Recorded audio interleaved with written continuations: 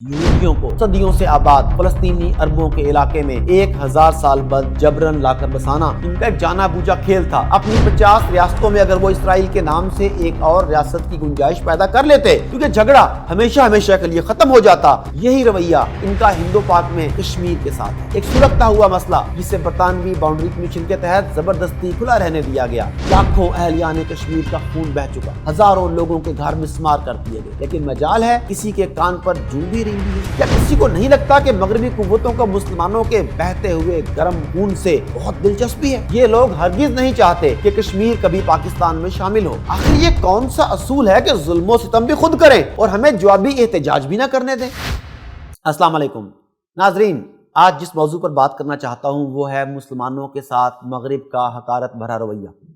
और डॉक्टर रज़ीउद्दीन सैयद साहब ने इस बारे में बहुत उम्दगी से मुकम्मल रिसर्च की है। मैं उस रिसर्च को आपके सामने पेश करता हूँ। डॉक्टर रज़ीउद्दीन सैयद के बकौल फ़लस्तीन और इसराइल तनाज़ा, जिसके बाइस सारी दुनिया खुसूसन मशरक़ वुस्ता का ख़ित्ता सदा जंग का मंजर पेश करता रहता है, असूली तौर पर दो मुतज़ाद अकायद का मामला है।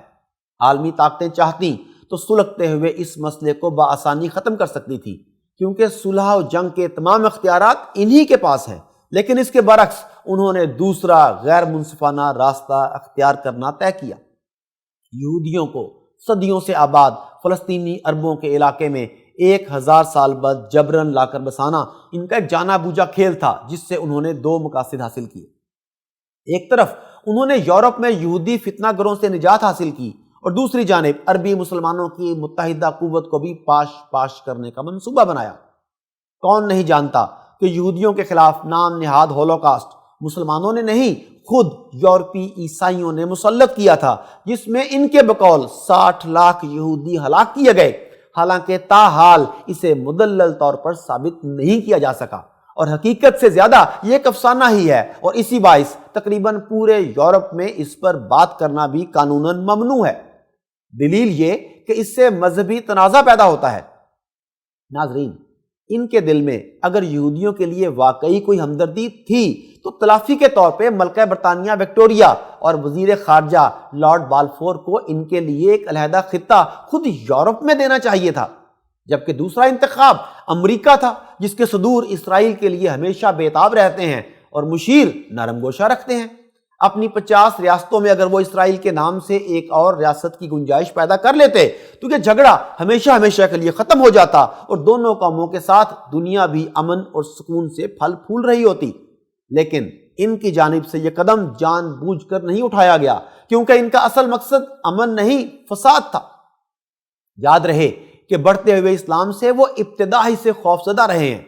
इस्लाम को अपना रकीब समझते हुए उन्होंने इसे हमेशा मिटा देने की कोशिश की है।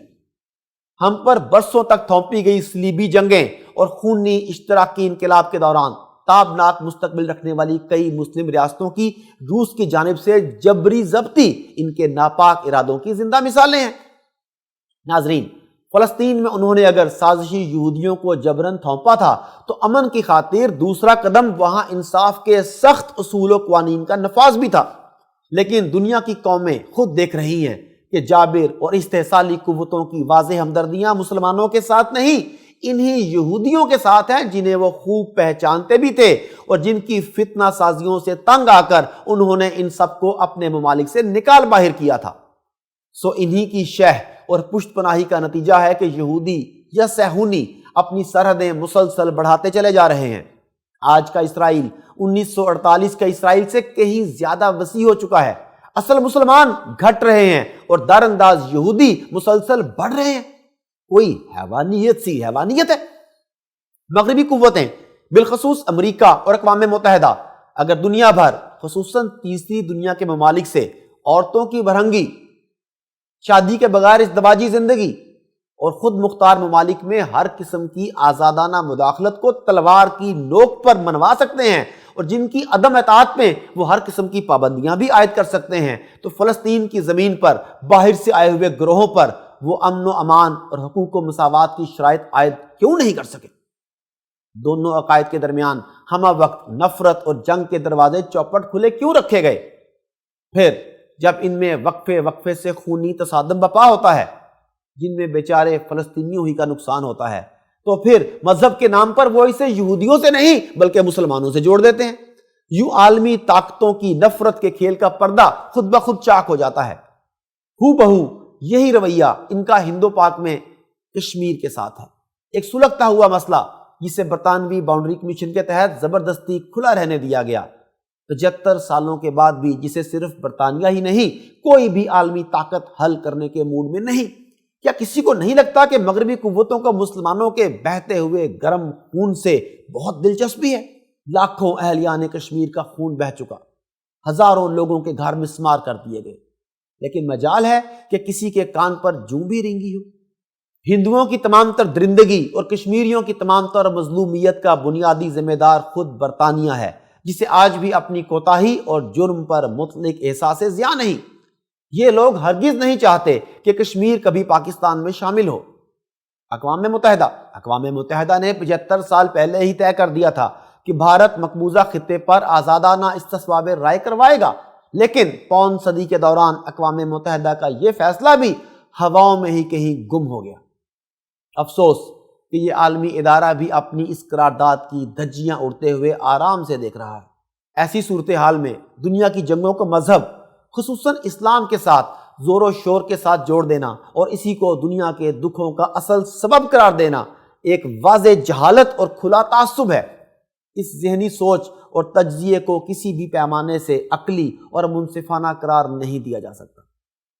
مغربی ممالک میں اسلامی عقائد و شخصیات کے تمسخر اڑانے کا جو عمل جاری ہے اور جس کے رد عمل میں پاکستان بھر میں مظاہرے ہوتے ہیں، تو اس پر بھی استحصالی قوتیں واویلا مچاتی ہیں اور تمام مسلمانوں کو مذہبی جنونی ٹھہرا دیتی ہیں۔ آخر یہ کون سا اصول ہے کہ ظلم و ستم بھی خود کریں اور ہمیں جوابی احتجاج بھی نہ کرنے دیں؟ ایک امریکی مصنف ٹم ویلس قرار دیتا ہے کہ مسلم مزاحمتی تحریکیں یوں ہی اچانک نہیں شروع ہو گئیں، بلکہ ان کے پیچھے ہم مغربیوں کا ایک طویل استحصالانہ کردار ہے۔ انہی طاقتوں کے منافقانہ رویوں نے مسلم نوجوانوں میں اندر تک نفرت پیدا کی اور مغرب سے اسلحے کے ساتھ مقابلے کا جنون پیدا کیا۔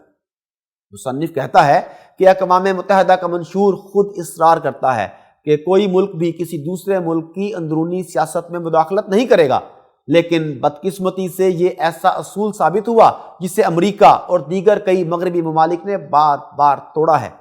سابق صدر بش نے اپنے تئیں دہشت گردی کے خلاف جو جنگ چھیڑی تھی، مسلم ممالک کی عوام نے اسے اسلام کے خلاف جنگ کا نام دیا تھا۔ انہی ساری وجوہات کو سامنے رکھ کر مصنف اپنے دانشوروں اور حکمرانوں سے اپیل کرتا ہے کہ وہ مسلم دنیا کو رواداری، عزت اور احترام کا وہی درجہ دیں جس رواداری، عزت اور احترام کا رویہ مسلمانوں نے اپنے سنہرے ماضی میں ہم اہل کتاب کے ساتھ روا رکھا تھا۔ وہ ہمیں عیسائی اور یہودی کہنے کی بجائے اہل کتاب کی اصطلاح استعمال کیا کرتے تھے، مگر کون ہے جو دہشت گردی کے اس ماحول میں عقل کی بات سنے؟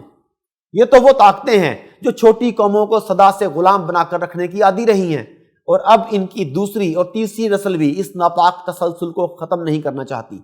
جنہیں غلام بنانے اور خون بہانے کا جنون ہے، بظاہر تو وہ مہذب لگتی ہیں، مگر ان کا اندرون تاریک ترین ہے۔ ان کی تاریخ پڑھیں تو سر شرم سے جھک جاتے ہیں۔ اپنے ممالک میں بے شک وہ جمہوریت اور آزادی دیتی ہوں، اور اسی بہانے وہ مسلم ممالک پر بھی جمہوریت کا دباؤ ڈالتی ہیں، لیکن جب انہی مسلم ممالک کے عوام اپنی پسند کی حکومت لانے کی کوشش کرتے ہیں تو ان کا گلا گھونٹ دیا جاتا ہے اور منتخب حکومت کے خلاف ایک خونی انقلاب برپا کروا دیا جاتا ہے۔ تب انہیں کسی قسم کی جمہوریت کی فکر نہیں رہتی۔ باہر وہ صرف ایسی جمہوریت چاہتی ہیں جو ان کے مزاج کو راس آئے اور جس کے منتخب قائدین ان کے فرمان کے آگے تابع داری میں سر جھکائے کھڑے رہیں۔ انسانیت سب کے سامنے عرصہ دراز سے اسی طرح تار تار ہو رہی ہے۔ ہم کب جاگیں گے؟